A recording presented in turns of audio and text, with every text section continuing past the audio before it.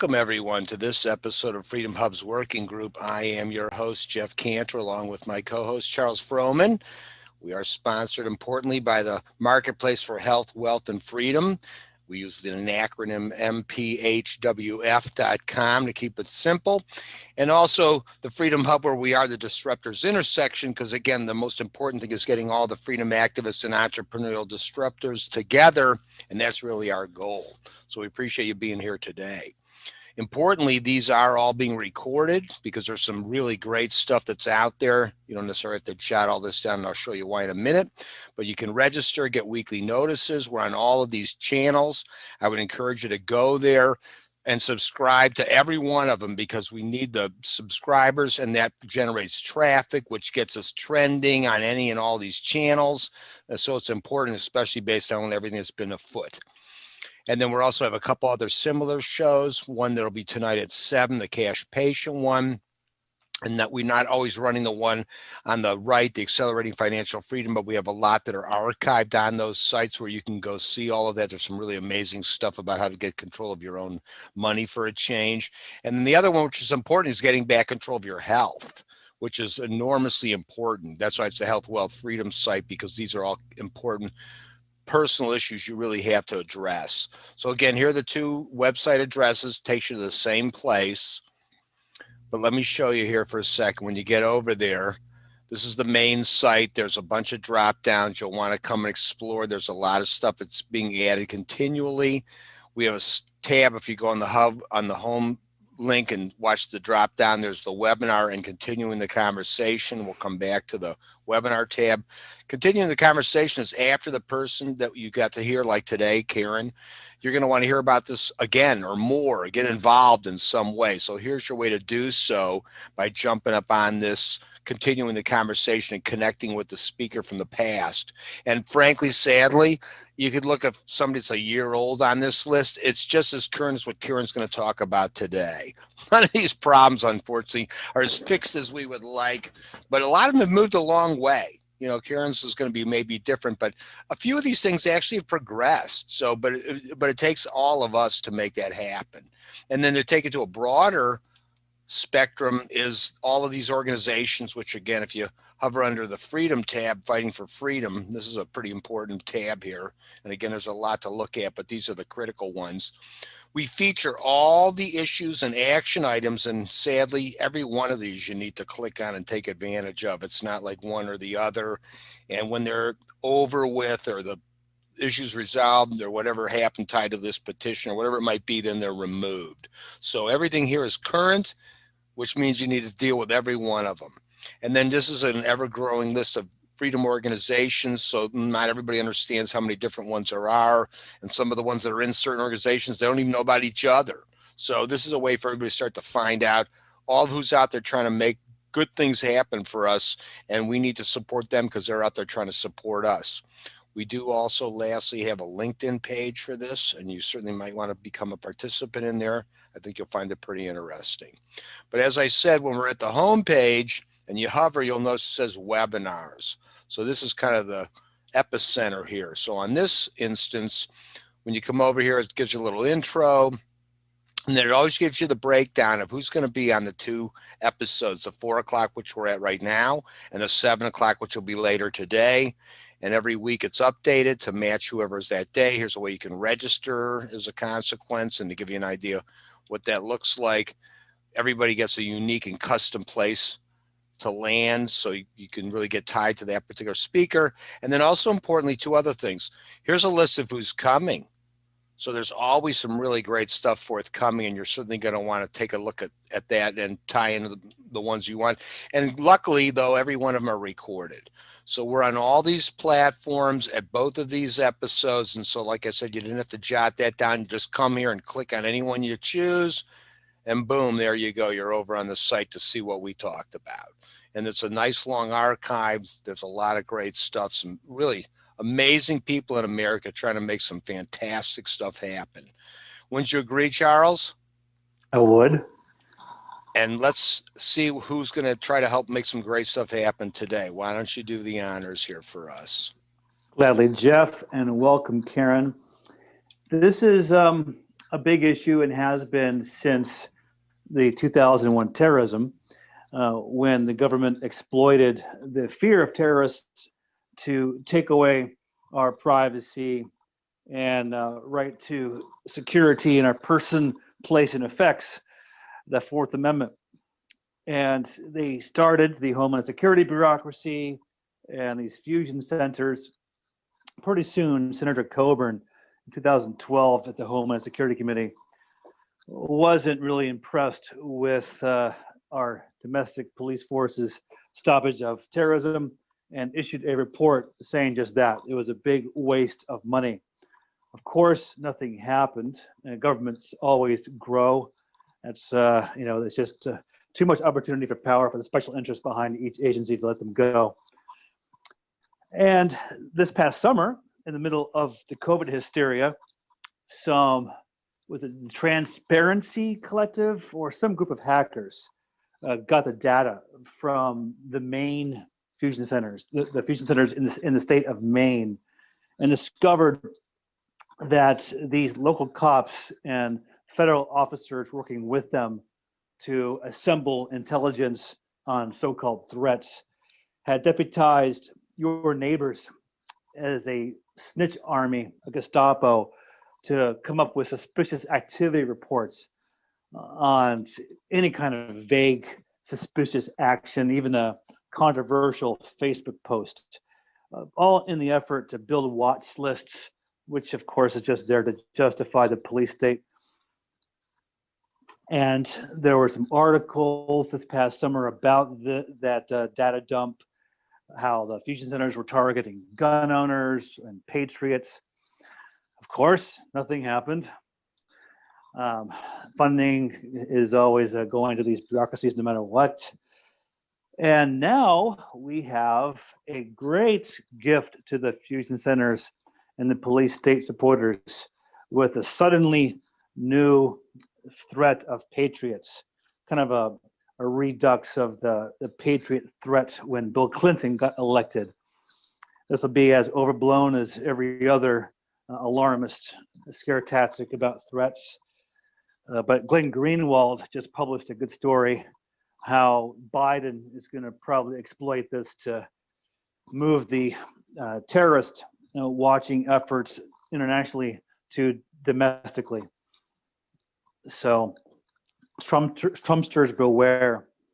And as Karen from the National Security Agency, where she was an intelligence analyst, will present today, it's a lot worse than what I'm saying.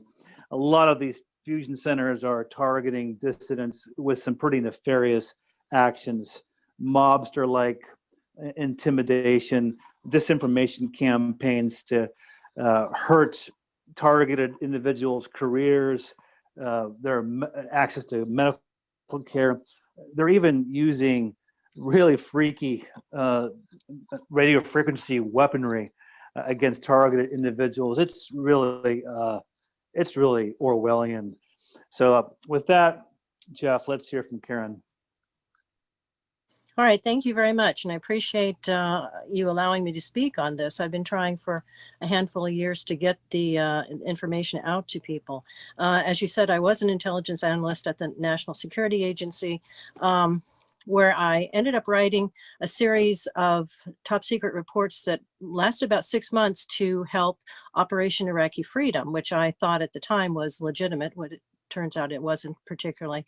But those reports saved an estimated 2,000 lives, according to the Pentagon, and according to top NSA management. And my upper boss, not my immediate one, but my upper boss thought, well, what the heck? Why should we give this older woman a double promotion and credit for these reports when I can just credit the woman I'm sleeping with at work? So that's what he did. And I was told that the promotion I was considered for was turned down, and I was fine with that. But then later, about a year or two later, I found out, no, somebody else got my promotion. So I actually went to the Inspector General and almost immediately attacked. And to make a long story short, basically they accused me of mysterious breaches, which they couldn't be bothered to tell me what they were, and then forced me out of NSA. So, and that was after a defamation campaign, and it was after NSA security stalking and harassing me 24/7, following me from my home to work and back and all around grocery stores, et cetera, et cetera. So that was a very familiar pattern to me. They did fire me, but luckily I fought and got a partial retirement, and I proceeded to sue them. So for, I would say they fired me about 2010, and until about 2015, after having stalked and harassed me about 4 years, they left me alone for a while until 2015, when my lawyer came up with a request to subpoena paperwork that would indicate a top NSA SES manager had actually been breaking into my house, and they were not happy that I had ferreted him out. So I had moved to Florida. I was staying with my elderly parents for a while since my mother had health issues. And in Florida, apparently, NSA came down and talked to the Fusion Center and said, we think that she's a terrorist or something. They made up something. And so you need to get your civilian vigilantes called InfraGard. You need to tell them what a terrible threat she is, what a terrible person she is, how we just can't quite prosecute her for anything. We don't seem to have the evidence that we need. And so they had people stalking and harassing me 24/7. And when that didn't work, that lasted about a year. When that didn't work, they introduced electronic weaponry, which that is called basically directed energy weapons. And the United States military and government and intelligence agencies have been working on directed energy weapons for 60 plus years, but they really weren't talking about them. But they now are the next weapons race. And they don't really want you to know about that, because President Putin of Russia had actually recorded an interview and said, we plead with the United States to not pursue this type of weaponry, because nuclear weapons dissuades everyone from doing anything nefarious. We're perfectly happy with that. We're perfectly happy the United States doesn't want to nuke us because they don't want to be nuked, and vice versa. He said, I would advise not pursuing this. But of course, the United States is pursuing it, China's pursuing it, Russia's pursuing it, Iran is pursuing it. And these weapons are horrific, absolutely horrific. They go from anything from radio frequencies to lasers and potentially scalar waves, even though there is some kind of disagreement as to whether that exists or not. But I think we're talking about technology that is maybe a century or two ahead of us that they're not telling us about. So the possibilities there that does exist, even though people say that doesn't. So we'll find out. But I wanted to recap for people who might not understand, but the Department of Homeland Security came into being with the passage of the Homeland Security Act in November 2002. It is a standalone cabinet level department to coordinate and unify Homeland Security efforts. And let's see now, it actually started up May 1st, 2003. And oddly enough, two of the contributors to how it works was Yevgeny Primakov from the KGB and Marcus Wolf from the East German Stasi. Now, these people are not exactly known for protecting their citizens. They're known for belonging to entities that oppressed their citizens. In fact, the Stasi, the East German secret police, created something called Zersetzung, and that is roughly translated, it means a decomposition of someone's life, emotional, familial, career, mentally, physically. It's a total destruction of a human being through psychological ops, because at that point in the 80s when they were using it, they were not employing directed energy weapons at that point, but they were driving all kinds of dissidents to suicide, which is what they were intending to do. They wanted these people to off themselves so they wouldn't be blamed, and they would get rid of these inconvenient people. Well, that has been taken up by the Department of Homeland Security. Fusion centers then were created in the wake of the 2001 terrorist attacks, and basically they were for gathering intelligence and surveillance and sharing it among law enforcement agencies. They wanted the DEA, the NSA, the CIA, the FBI to share information with the local police, sheriff's department, et cetera, and for them to share back up the chain. So they didn't want to miss anything, which I find rather ironic because I was at NSA for 9/11, and 2 days after it happened, I came back in and was told by another analyst who worked in a different shop that he and his team in his office had written 6 months worth of warnings about 9/11 that were squelched by Director of NSA, General Hayden, and Deputy Director Bill Black. They were squelched. These people were told to shut the heck up. They were not allowed to report it, or they would be dealt with harshly. So this man actually was in the hall crying when I walked into work.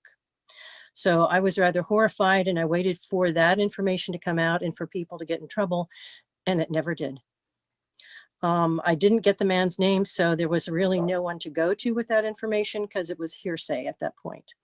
9 years later, there was another gentleman from NSA I met who told me exactly the same story. So I did pass his name to the new 9/11 Commission, and I'm hoping something can come of that.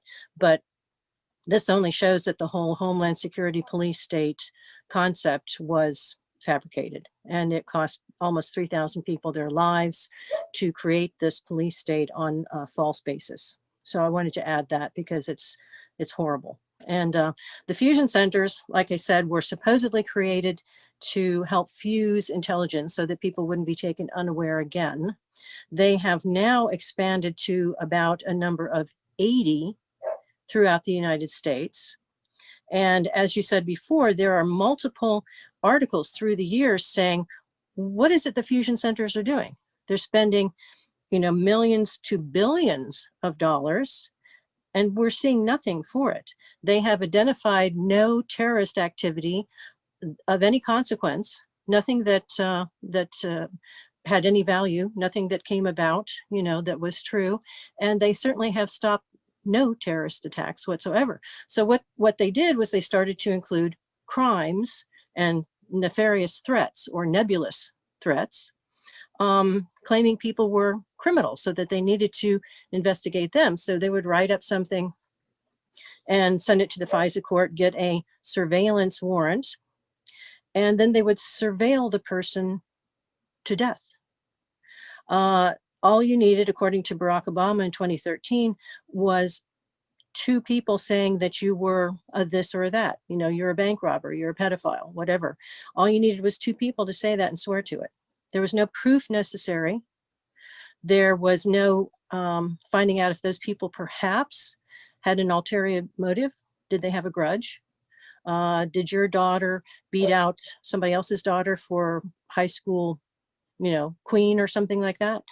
So they never investigated that. They just let almost anything roll, and they would take it to the FISA court, lie to the FISA court.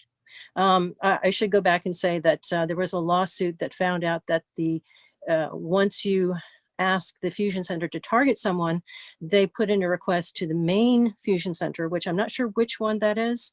It could very well be the DC one, but I'm not sure. But you can put in a request for a false dossier to be written up on the person and given to the fusion center nearest that person. They take it to their civilian vigilantes, InfraGard and others, and they actually use some crime gangs. They use people from criminal gangs. They take it to them and say, okay, this is a person we're going to be stalking and harassing 24/7. This is the supposed crime. And of course, the excuse is, this is social justice because we just can't quite get the evidence we need to actually charge the person and lock them up. So we're just going to destroy them this way. So they have a never-ending investigation, which actually includes not only 24/7 harassment, but it can include slitting your tires, arranging car accidents, murdering or stealing your pets, sabotaging your car so that you have to spend hundreds or thousands of dollars on car repair, going to your job and telling your boss that you're a horrible person, you're a psychopath, you're you're a pedophile, blah, blah, blah. He needs to fire you. And of course he will, because fusion centers can put pressure on people because they turn out to be bullies. They're just bullies. And they can say, you fire him and we'll give you, special consideration. But if you don't fire him, we can make sure that your business isn't as successful as it has been. So they definitely apply pressure to people. I've been told multiple times and experienced it that they will apply pressure to medical people to botch your tests or lie to you about the test or misread them or show you the test results for someone else, so that you either don't know that you have been injured or you think you've been injured when you haven't. So a lot of that is going on. And of course, that makes it nearly impossible for a targeted individual to record physical damage being done to them by the weapons they have decided to include in this quote unquote surveillance. The weapons that I have been told about come in about 3 categories. One, the directed energy weapons, which can be handheld, or they can be powered by car engines, or they can be standalone. That is basically aimed at you from a neighbor who's very concerned that you are a whatever it is they tell them, and they're very interested in the under the table gift cards that fusion centers funnel through what it looks like to be Lockheed Martin will take tax dollars from the fusion centers and create gift cards for people, or the people who are in on this harassment 24/7, hitting you with weapons. They get a nice tidy sum, or they get services like new furniture, new carpeting, new roof, new riding mower. If you see people around your neighborhood suddenly getting all these new items, then it becomes very suspicious, and very likely those people are actually participating one way or another. There are other people that they pay to stalk and harass you by vehicle, and they are the ones who usually get the gift cards for a stint. They might have a 4-hour stint of following you around and trying to hit you with weapons as you drive or as you go to the doctor or something like that. So that's what they call investigating. A second type of attack on you, they are employing gases and poisons that the military industrial complex wants to find out how they work on certain people. Are you a white female? What does this poison do to you? Are you a black male? What does this poison do to you? Are you Oriental? What does this gas do to you? So the fusion centers, which are always desperate for money, and of course they are adding people onto the watch list to make it appear there are many more threats than there are, for the sake of money and for the sake of continuing their careers, that basically it's creating a police state when we don't need one.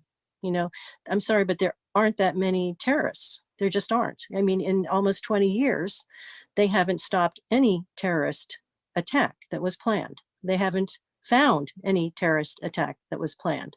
So now they're throwing you and me onto the terrorist watch list to create a threat that's simply not there, so they can garner almost billions, maybe billions of dollars, for the 80 and growing number of fusion centers all around the country. Another thing that they will do is if you have an opportunistic operation, they could go in there and insert medical chips that they want to find out what they can do.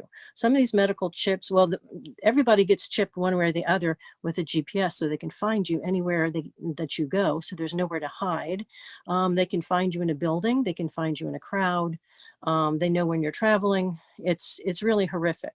And then to get those chips out, if you can find them, is thousands of dollars, because it's a voluntary operation. So it's not covered, and it becomes extremely expensive to take them out one by one. If you can get a doctor who hasn't been threatened and told you're not going to take that chip out, that's federal business and you're not going to touch it, or you're going to lose your license. So they will go and bully people to not help you. If there's a policeman who tries to help you, he'll be told by his supervisor, stay out of it or lose your career. And of course, the upper echelon police and sheriff department people know to not interfere. In fact, one of the duty officers of a sheriff's department near me showed me, he listened to my story, and he took me out to his car in the parking lot, and he opened up the trunk, and he showed me a handful of manila folders that may have numbered 12 to 20. And those were folders that he said the Fusion Center told them, these are people you cannot help. You're not allowed to give them equal protection under the law. These are people we are secretly investigating, but it's not going to be on any roll anywhere. There's nobody who can get a lawyer to subpoena these records because they're in the trunk of the duty officer's car. And when we get a subpoena, we don't say, hey, you didn't put the trunk of my car. You know, so no, we don't have these records. There's no investigation against Tom Smith. Well, there is. Like I said, they use investigation to basically destroy people because they have no intention of charging them with anything. But again, when we get back to the third type of harassment and human trafficking, because they're making money from doing this on the side, there are the chips, they're medical chips, and they can basically strategically place them for transhumanism experimentation to see if they can make somebody's arm or leg or whatever move when they are controlling it remotely and the person can't resist. They also have chips that will deteriorate the person's body in an effort to mimic the destruction of the body by a certain disease, so they can watch and see how the body deteriorates, so that that person whose life they're destroying can serve as a model for them to come up with a cure for the cash cows who actually are born with this disease or malady or get it. So they use healthy people to destroy their health, with never helping them. They just destroy the health, and they don't, you know, the person can't prove it. So they just go ahead and destroy that person's life. Tough luck for them. They learn a lot about the disease, and then they charge people who have it millions of dollars to treat them. So they make money off of destroying the targeted individual's life. In all of these cases, gases, poisons, electromagnetic radiation, which can be, it's horrible. I mean, they can hit somebody's whole house with it, and then you have pets and children or parents or husbands or what, or wives die who happen to be near you, and they're just collateral damage, and these people don't care. But the viciousness of the defamation is really astonishing, because they scare people to death. They tell you, oh, you know, that 84-year-old woman who's been living there 30 years and then watching your children when they come home early from school until you get back at 5, and giving them cookies and milk. Oh, she's really a serial killer, you know. And people are so stupid that if you show them a badge, they will believe anything. And they're so greedy that once you say, hey, here's some under the table money that is not taxable, you don't have to do much of anything, and we can increase your income, you know, a third or a half with these secret payments if you just, and then they tell you, they give you something to do to harass that person or actually hurt that person. So this is what the fusion centers are up to. They're loading the terrorist watch list with perfectly innocent people.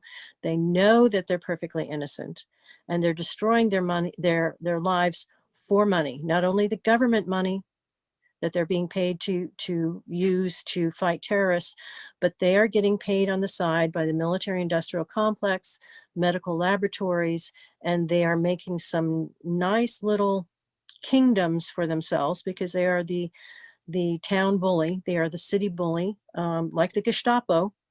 You know, they visit your office and they tell you what to do, and it is becoming pretty well known that if you don't do it, your life can be ruined too. So you better hop on board, you know. Like I said, they are just absolutely destroying people for money. And this absolutely has to stop. It has to stop. And they've been investigated multiple times, and nobody can hold them accountable for this money. In fact, one recent article talked about the Pentagon spending $5 billion in the last few years on paying civilians for, you know, unnamed civilians for unnamed services. So is that possibly going to the fusion centers? It could be. It very well could be. It sounds very suspicious. And multiple federal agencies do help with the fusion centers, though most of the time the state actually controls the main money to it, but they do get help from different federal agencies, and that very well could be. They also have fusion center partners. And what I mean by that is that they've got security companies that work with them, and those security companies will probably be the ones that pick your lock, come in, move things around, just to let you know they've been inside, or they come in and take all your tax work, or they come in and they sabotage this or that, or they come in and steal valuables and you find them on eBay. They come in and they take your baby pictures that are irreplaceable and you never see them again. So they specialize in cruelty, in absolute total cruelty, because they're trying to push people over the edge. Another benefit to them is that they're hoping to push people into reacting, because then they'll say, oh, we told you Jonathan Smith was a bad guy. This is pre-crime. All of our algorithms told us that he was going to burst anytime. So we need to have, in law, we need to have pre-crime so that we can just pick up people that we suppose may at some point in time do something. Of course, they don't say you've been harassing him for 5 years. And maybe you took the urn that his mother's ashes were in, and that drove him over the edge. And he went to the neighbor who he knew was harassing and hit him in the face with a shovel, So then that person is on the list, and then they get thrown in prison. And guess what? The fusion centers and DHS basically have for-profit prisons that pay them and for-profit mental institutions. So they arrange to push the person over the edge, put them in prison, put them in a mental institution, and they make a profit doing it. And once there, the person is then subjected to a lot more experimentation and abuse. And there's nothing he or she can do about it. Karen, I'm going to jump in here because we're reaching that point and hands are starting to pop up already. But let me start up by asking a couple questions myself. Okay. First off, and you can just give me fast answers because I want to ask you a few.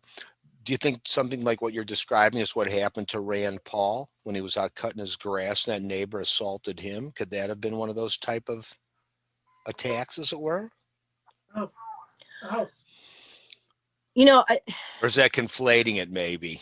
That I'm not sure that I would say that it definitely was. In my opinion, from what I've learned in the past several years, I think every single shooter that we've had has been targeted by FBI and poked and poked and prodded and poked and poked and prodded and pushed into doing the shooting. I mean, if you think about Myron May, who was a targeted individual, and his crime was that he was trying to help a woman get her child back from child services in Florida, and they turned out to be a mega child trafficking ring. Okay, so he was entirely correct in trying to get that child back, but it cost him his life because they didn't want it revealed. Somebody had actually ordered the child. They went to child services and said, I really like the child of so-and-so. You need to accuse the mother of whatever it is you need to in order to take the child so that I can abuse the child. So that's why Myron May was trying to get this child back. And he's hit with gang stalking, and he was hit with electromagnetic attacks.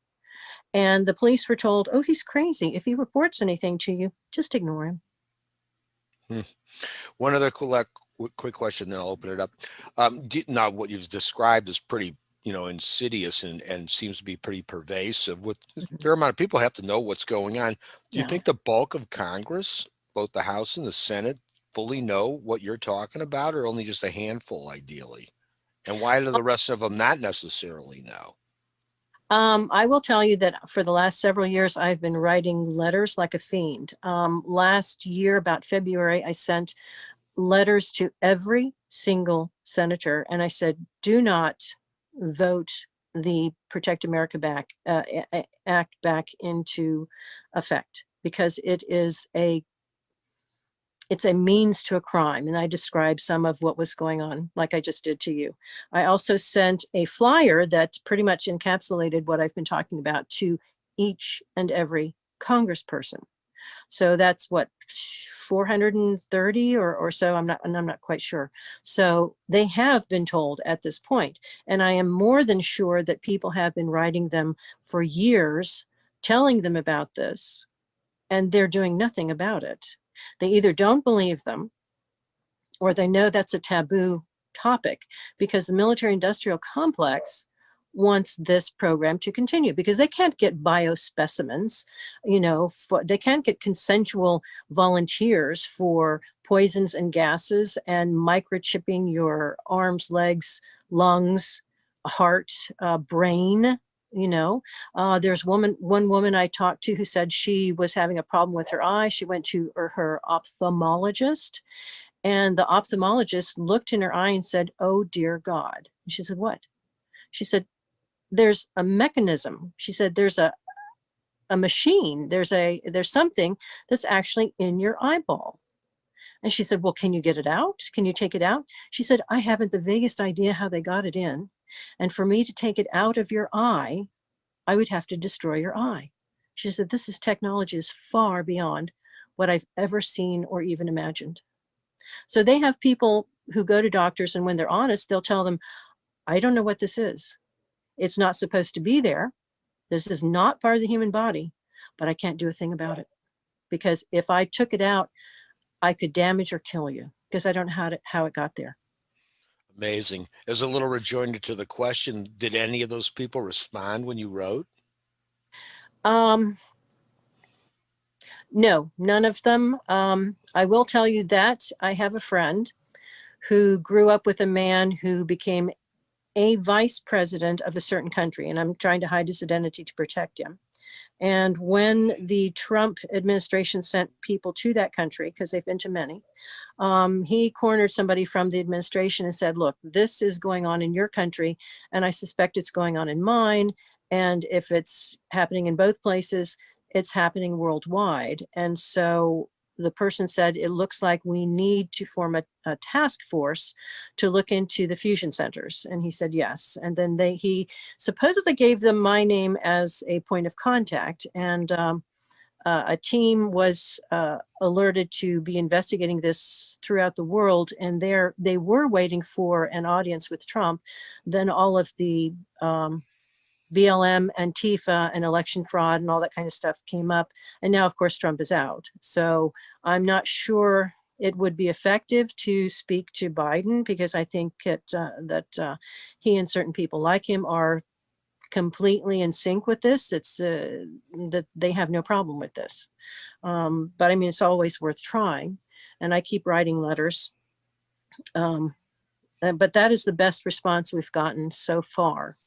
That told us that Trump and his people knew, they'd been told about it, and would consider a task force. So we're hoping that with my letters and with the letters of, frankly, I don't even know how many other people, because other people are writing as well, and we just reinforce each other. We're hoping that at least people who are honest people are talking about this and not saying, "Oh, well, this one crackpot keeps writing." But no, this is the 15th letter on this topic that I've gotten. Something's going on here.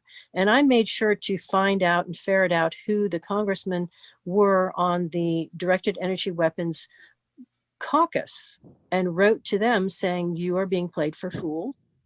These people are developing weaponry using innocent people and destroying their lives. So this is not a good thing."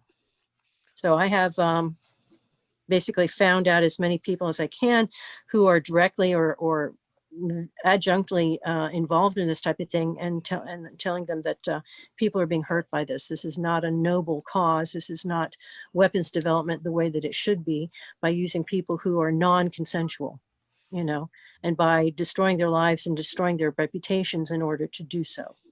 Well, I'll tell you, it's going to be important that we follow up as far as you being a part of that, continuing the conversation, because we're going to want to get some infrastructure in there on how we can, all of us, write letters and help others be able to write letters too. So we'll reinforce what you're doing. Kathy, I see your hand is up. Yes. First of all, it seems like that is starting to take place, will take place very much in the Biden administration, because I've heard people on TV saying those of us who support Biden need to be deprogrammed. And then how, I guess we stop it by letter writing. Have you ever considered talking to Tucker Carlson, because he's a great voice for that kind of thing, for freedom? Have you considered Tucker? Yes, I absolutely tried to contact many mainstream journalists, and I get ignored. In fact, Laura Ingraham she was the only one who had an assistant contact me and talk to me at length. And I was basically told, no, sorry, we're not interested. Oh, that's too bad. 'Cause I see that this, under Biden, this could go on steroids. Very possibly. Have you been able to get on, like, say, Alex Jones or OANN or Newsmax or anybody of that ilk even? No, I don't get responses. They don't believe me, or I think I got a response from OAN saying, this is preposterous. We don't believe you. Well, they're very fearful then, that means, because why not even let it be aired and let the audience decide type of thing? Crazy. Charles, I see your hand is up. Thanks, Jeff. And I was going to invite folks that are on this call that have some relevance to the topic to comment specifically. Marianne Petrie has presented on this show about, family court abuse, and Karen did mention that case of Myron May, who died trying to rescue, a child from trafficking in that system. And, Tyler Nixon has worked with Roger Stone, and he has a lot of Patriot friends who I guess are brand new targets, and I'd love to hear his take on that as well. Curious if anybody on the calls actually has something subjected to them like she described here today. Heidi, I see your hand is up. Yeah, I'm not sure. Can you hear me? Yes, hear me? yes, Great. you sound Yeah. great.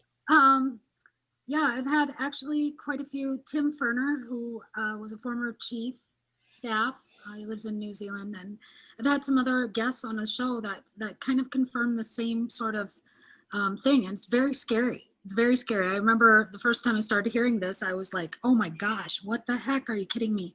Because it's almost unbelievable to a lot of us. And I think, some of these things that Karen's talking about, from what I've heard from other whistleblowers, are that this is something that's, some of those things are egregious and they're saved for like top people that are really nuisance issues. They're not just doing some of these things to just everybody at the grocery store, but certainly they have the ability to do that. And they use CPS, definitely use CPS. They use your children against you. I've been retaliated against recently, and I had somebody call CPS and just on my 17-year-old daughter, and she's a dance team captain. She's great. So I mean, this kind of thing happens, and it's the only thing we're going to do to combat it. From what I talk to everybody, is to join together. Everybody. We have to get rid of the political rhetoric and join together and say, hey, we got to protect each other. So. And tell us about your show, Heidi, real quick. I am an associate producer for CBS. My own whistleblower story was on CBS Whistleblower with Alex Ferrer, they're in hiatus right now. I do a podcast right now that just started doing video. It's called The Whistleblower Revolution, and you can go to whistleblowerrevolution.com. We're just starting a third season. We have some John Kiriakou and, a lot of other friends of yours here too.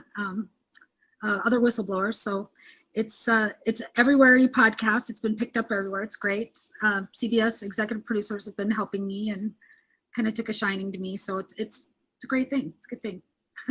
So you can go to whistleblowerrevolution.com and check out more. If you want to know more about the interviews I've done, or like other whistleblowers, they have some really compelling stories, along with just like Karen's, that you just kind of want to scratch your head, because mainstream media does not show this kind of stuff. So it's a lot more exciting than most of the stuff they do show. You'd think if they're looking to get eyeballs, this would really draw them in.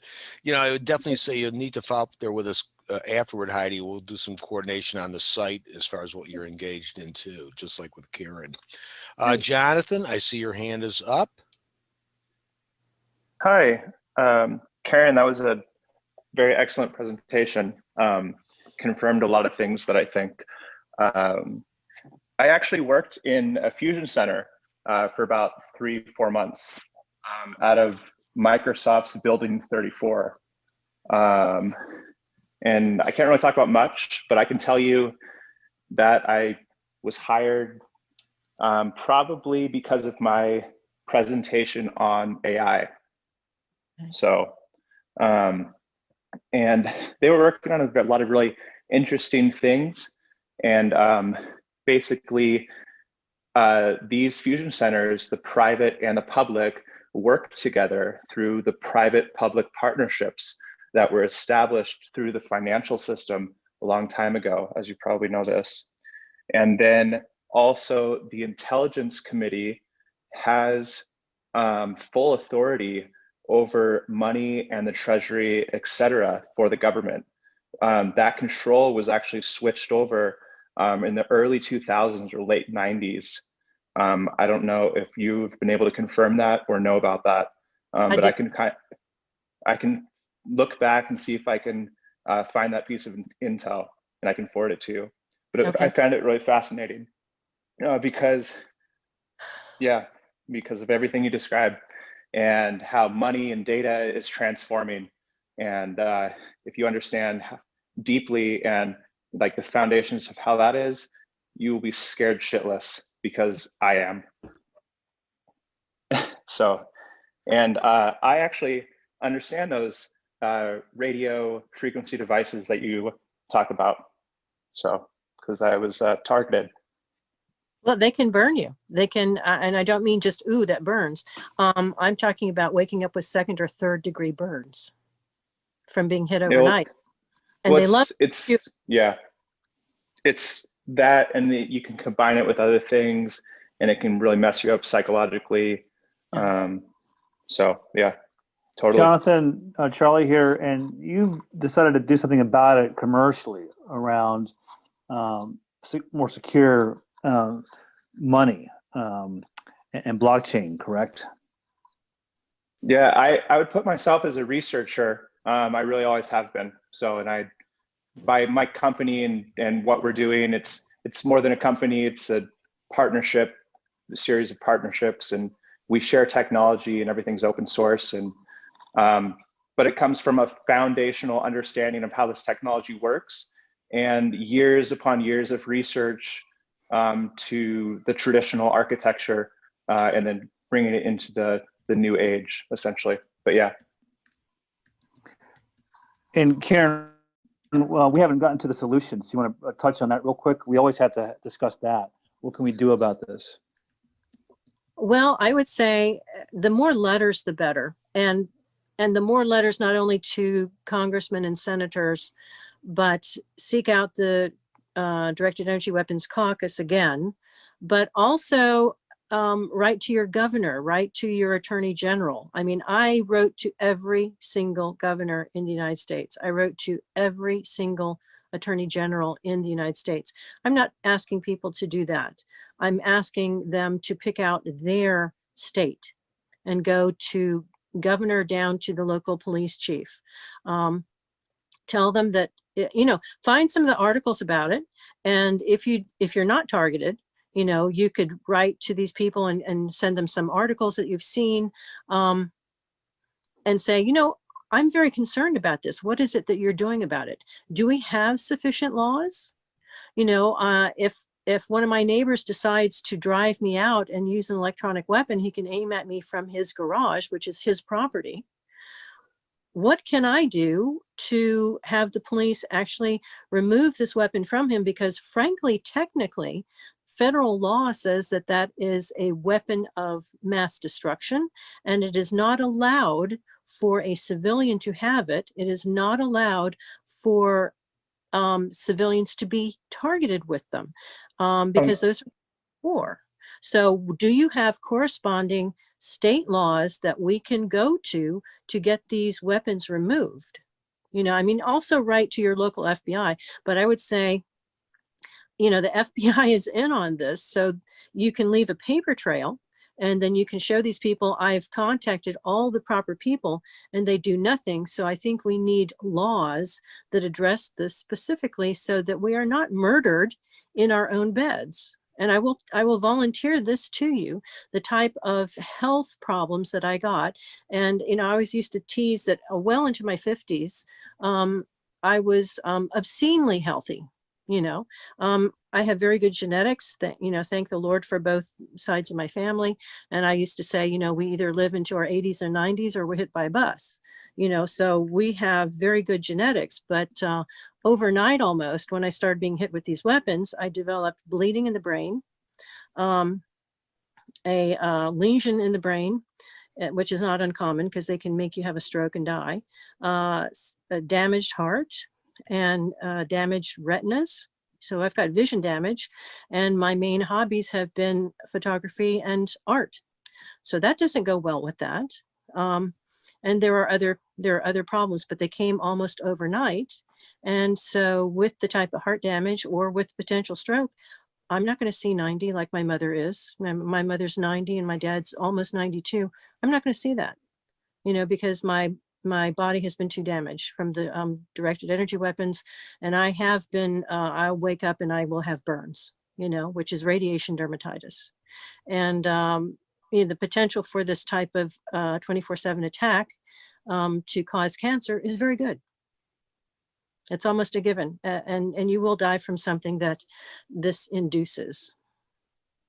Carrie Ann, I saw you were making some comments. You want to talk a little bit out loud about it? I can. Can you hear me? Yes. Okay. Everything she has said has scared me. But as far as, like the family court system and CPS, they're not playing around. They target people, and then they target the families, children when they grow up. What do you think of that? What do you think of, I know there's no getting rid of CPS, but they're just ruthlessly going after people, using family court as a platform as well. Lawfare. I mean, the mafia basically has taken over and is using all of our laws against us, and it's such, the idea that human trafficking, child trafficking is more lucrative than drugs is astonishing. It truly is astonishing. Plus, some of these children, I'm afraid, are not only abused in the way that we know that they're being abused, but they're also being used to harvest adrenochrome, which is also a drug that rich people are paying tons for. So again, it's money, money, money. And these people have gotten into every single one of our institutions, and they've made sure that nothing works. There is no justice. There is no law. It's only who you are. And then when they find out who you are, if you have money, then they twist the laws to serve you and to oppress or suppress somebody who's complaining or asking for justice. So the whole system needs to be overthrown, overhauled.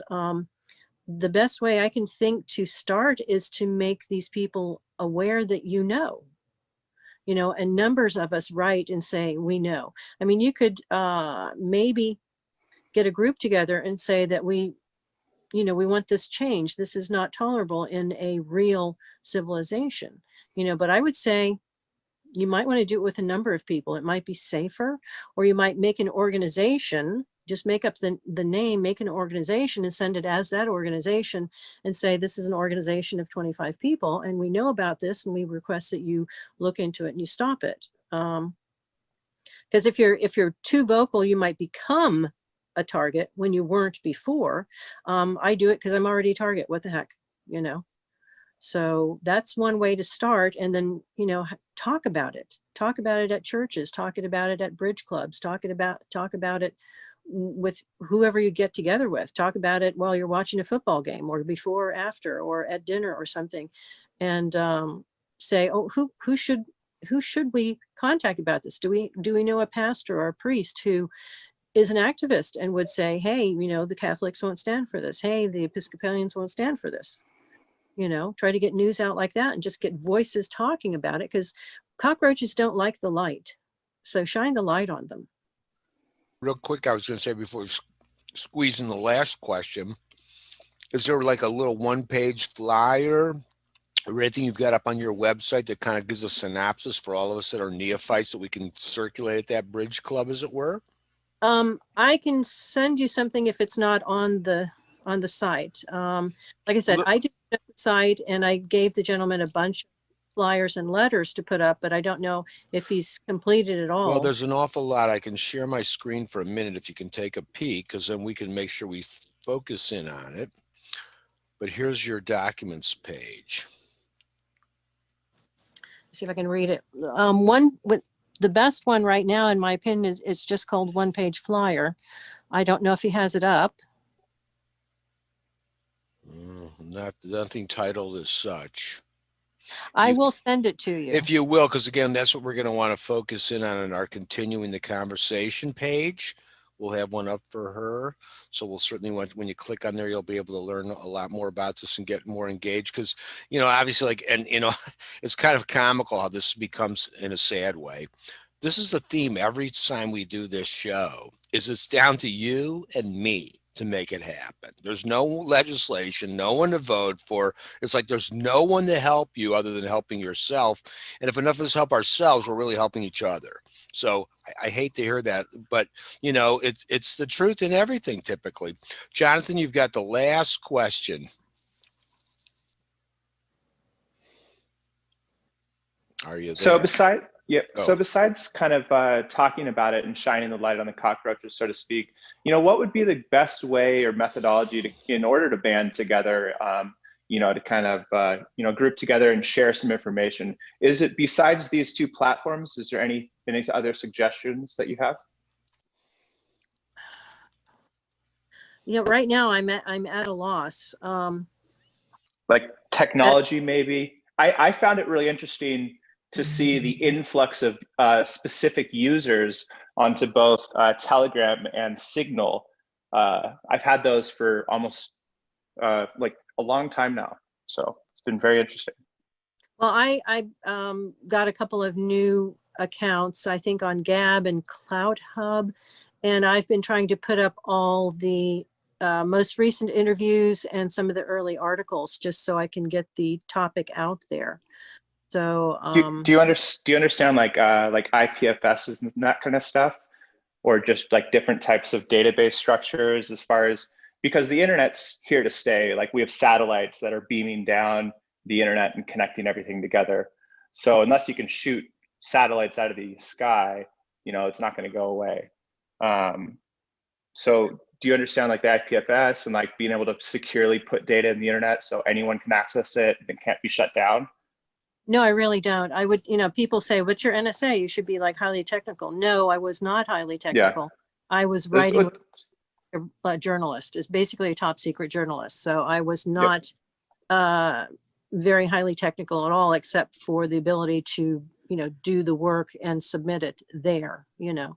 So I did, I can't and build something myself. I don't have the, No, totally. I get it. Me too. I'm more of a designer, but I work with a lot of super technical people who are very capable as far as this goes.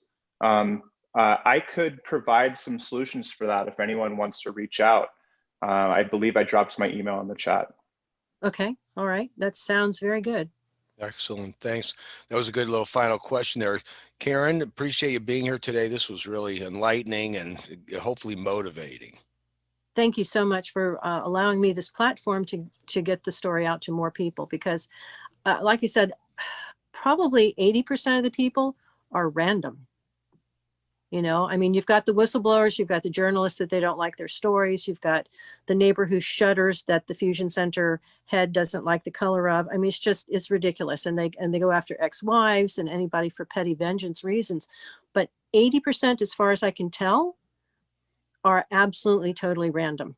So at a certain point, it could affect any or all of us. I mean, obviously it affects me as a whistleblower and being targeted for several years now.